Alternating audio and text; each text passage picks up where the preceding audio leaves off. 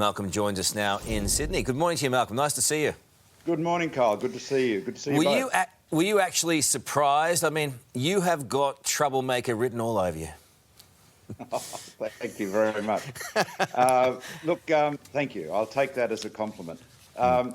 Look, I'm not entirely surprised. I mean, the fossil fuel lobby, the coal lobby, with their supporters in the Murdoch media, are very influential, very powerful, and they want, they don't believe in net zero emissions, needless to say. They don't believe in global warming or doing anything about it. And so someone like me who takes those issues seriously is someone to be opposed. And, the pressure, well, you've seen the media campaign, particularly in the Telegraph, and the government couldn't take the heat. So, I mean, they've acknowledged that. I mean, although, Matt's statement yesterday acknowledged as much. So there it is. That's politics, right?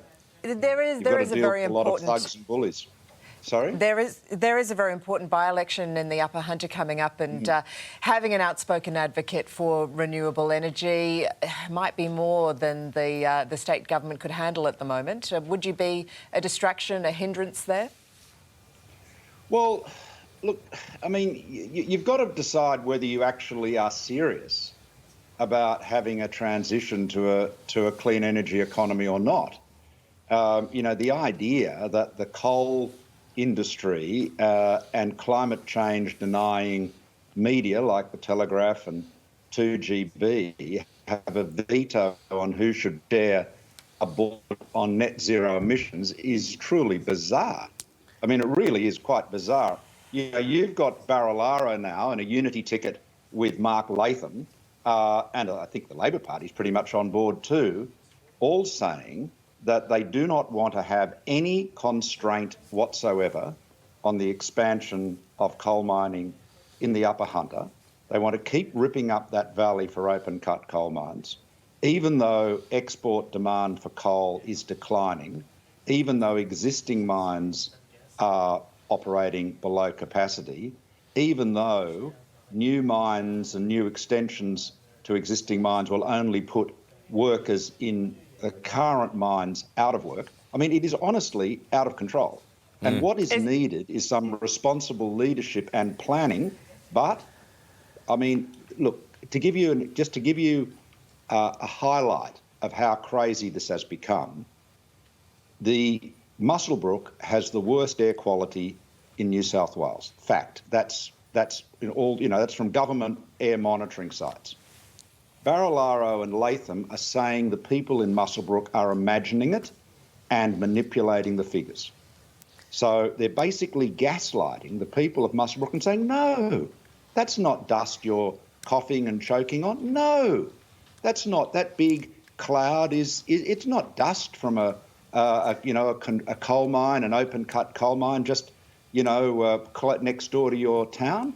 I mean, the contempt they're treating the people of the Upper Hunter with, and the reckless negligence of the need to transition to preserve existing jobs and then transition to a clean energy economy is extraordinary. They're basically saying you can rip the whole valley up. And I reckon that is what Barilaro has said. He will not stand in the way of any expansion of the coal mining industry in New South Wales. Now, that's pretty wild stuff.